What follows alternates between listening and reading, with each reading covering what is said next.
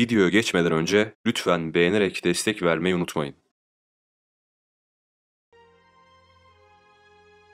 Kimi kaynaklara göre ölü sayısı 8 milyondu.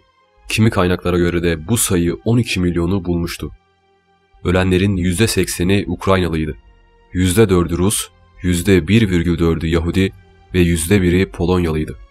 Geriye kalan kısım hiçbir zaman bilinemedi.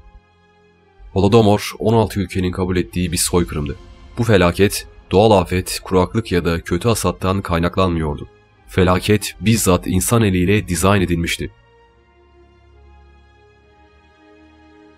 Joseph Stalin, komünist bir ülke olan Sovyetlerin lideri ve diktatörüydü. Stalin rejimi, çiftçilerin düzenini kökten değiştirmek istiyordu. Binlerce insan devlete ait çiftliklerde çok az paraya çalışmaya zorlandı. Ukraynalı çiftçiler dayatılan bu kolektif sistemi reddettiler. Stalin hiç beklemediği bu tavır karşısında şaşkındı. Ukrayna'ya unutamayacakları bir ders vereceğim diyordu. Bağımsızlık arzusuyla yatıp kalkan Ukrayna çok büyük bir darbe yiyecekti. Kıtlık en çok Ukrayna, Belarus ve Kazakistan'ın bazı bölgelerini vurdu.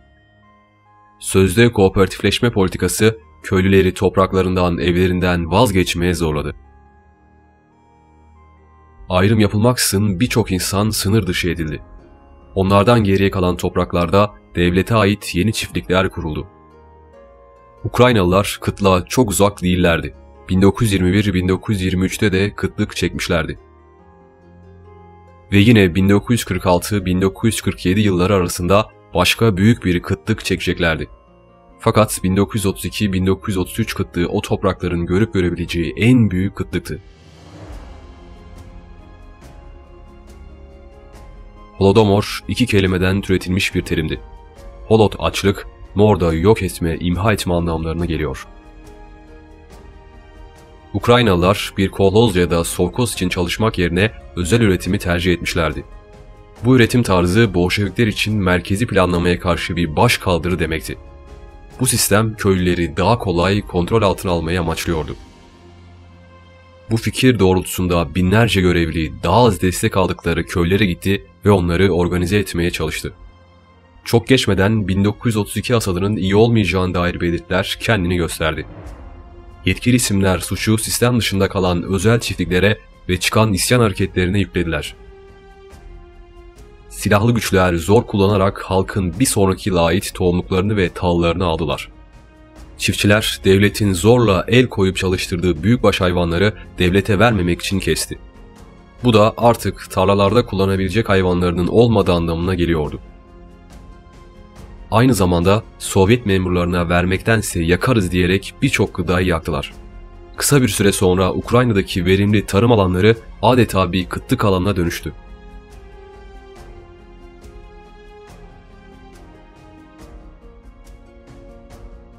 Kıtlığı haber yapmak isteyen gazetecilerin bölgeye erişimi yasaklandı. Hükümet bölgede acil önlemler alıp yardım edeceğini söylese de hiçbir vaadini yerine getirmedi. Ukrayna'da insanlar ölürken Stalin tahıl ihracatını daha da artırıyordu. Ukrayna'dan kaçan binlerce insan ailesinin yanına ya da yetimhanelere geri gönderildi. Ve açlıkla bakımsızlığın hüküm sürdüğü bu yerlerde ölüme terk edildiler. Stalin yiyecekleri insanlardan esirgiyordu. İnsanların tarlalara erişimleri yasaklanıyordu. Onların yiyecek aramak için ülke çapında arayışa geçmesi bile engellendi. Komünistler tahıllara el koyuyor, hasatların çoğunu değerinin çok altında bir fiyata alıyorlardı. Zengin köylü sınıfı zorla topraklarından çıkartıldı. Bu insanlar Sovyetlerin batı ve kuzey taraflarına sürgüne gönderildi. Onlardan kalan yerler kolhoz ismindeki devlet çiftliklerine dönüştürüldü. Ukraynalılar rejimin baskılarını uzun yıllar çekmişlerdi. Rejim bir dönem 5 başak kanunu çıkartmış ve evinde tahıl depolayan insanları hapse atmış, buğday, yiyecek ve evcil hayvan demeden her şeye el koymuştu.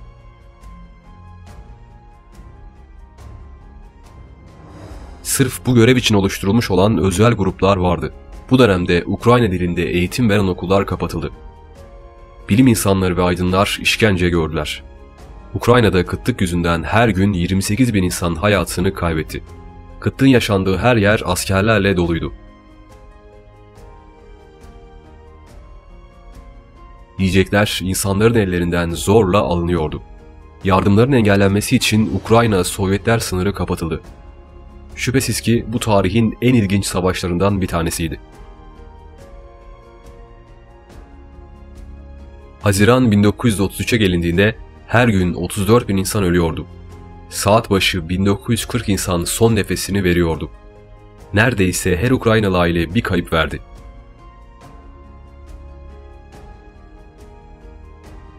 Haziran ayında çıkan bu bilanço bir ayda 1 milyon insanın öldüğünü gösteriyordu. Sadece yarım yılda bir ülke nüfusu kadar insan yaşamını yitirdi. Bazı kaynaklara göre zirve noktası kabul edilen 1933 yılında Sovyet yönetimi 1,84 milyon ton tahıl ihracatı yapmıştı.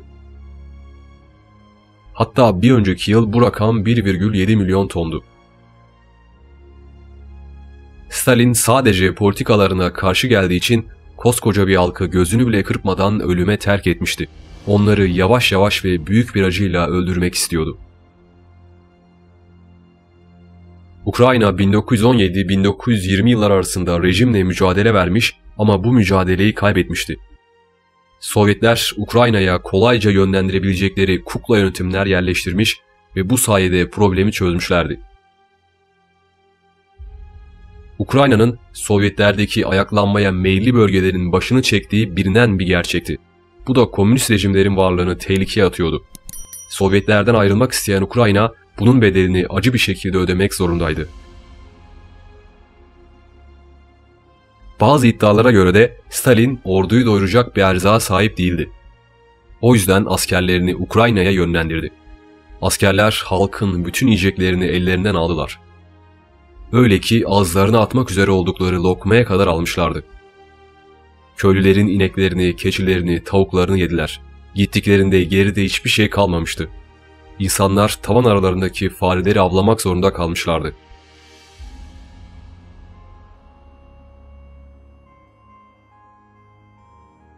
Sovyetler dağılana kadar bu felaket hep yalanlandı.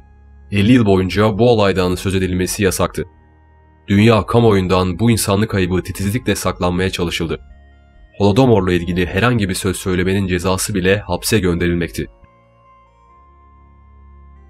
Her şey sona erdiğinde milyonlarca insan hayatını kaybetmişti. Bunların 600 bini bebeklerdi. Fakat hayatta kalmayı başaranlar da pek şanslı sayılmazdı. Çoğu psikolojik anlamda bitmişti. Yaşayan ölüler gibi etrafta dolaşıyorlardı. Bu felaketten sağ çıkanlar çok uzun süre yaşayamadılar. Ama yaşadıkları acıyı nesilden nesile aktarmayı başardılar. Ukrayna 1991'de bağımsızlığını kazandı. Ukraynalı bilim insanları bu sayede Holodomor'u araştırma fırsatı buldular. 1993'te yani kıtlıktan 60 yıl sonra Holodomor ilk kez milli bir seviyede anıldı. 1998'de Ukrayna Cumhurbaşkanı kararnamesiyle Holodomor trajedisi günü belirlendi. Ukraynalılar her Kasım ayında bu günü ve kaybettikleri yakınlarını anıyorlar. Güneş battığında açlıktan ölen milyonlarca insanı anmak için pencerelerin önüne bir mum koyuyorlar. Holodomor'un büyük bir Batı uydurması olduğunu savunanlar da var. Onlara göre 1917 Rus devriminde ABD, İngiltere ve Kanada gibi birçok devletin müdahalesiyle iç savaş başladı. 6 yıl süren savaşın ardından ciddi bir kuraklık gelmiş ve büyük bir açlık başlamıştı. Kıtlık, Bolşevikler 1917'de iktidara gelmeden çok daha önce de vardı ve Bolşevikler iktidardayken 1920, 21, 24, 27 ve 28'de de görülmüştü. Doktor Blumenfeld, kıtlığın yanı sıra tifos salgının da ölümlerde etkin bir rol oynadığını söylüyordu. Amerikalı tarihçi Mark Taher de Ukrayna'da kasıtlı bir açlık soykırımı olmadığını söylüyordu. Kıtlığın Sovyet politikalarından kaynaklanmadığını, felaketin çevre koşulları sonucu yaşandığını yazmıştı. Stalin sadece mahsul stoklayan ve devlete vermemek için mahsul yakanlara karşı bir mücadele başlatmıştı. Bu isimler tutuklandı ve sürgüne gönderildi. Hatta iddialara göre Stalin kıtlık yaşanılan bölgelere buğday, ekmek ve tohum bile göndermişti. Mart, Nisan ve Haziran 1932 olmak üzere toplamda 4 kez, Mart, Nisan, Mayıs, Haziran ve Temmuz 1933'te de 7 kez yardım göndermişti. Diğer söylentiler ise Nazi ve Batı'nın uydurmalarıydı. Bunlara inanmak pek mümkün değil. Holodomor kurmaca bir soykırım mıydı? Yoksa gerçek mi? Bunu bilebilmek imkansız. Ama o dönemde yaşamış ve daha sonra yaşadıklarını anlatmış yüzlerce Ukraynalı var. Tartışılmayan ve herkesin kabul ettiği tek bir konu var. O da kıtlık yüzünden milyonlarca insanın ölmüş olduğu gerçeği.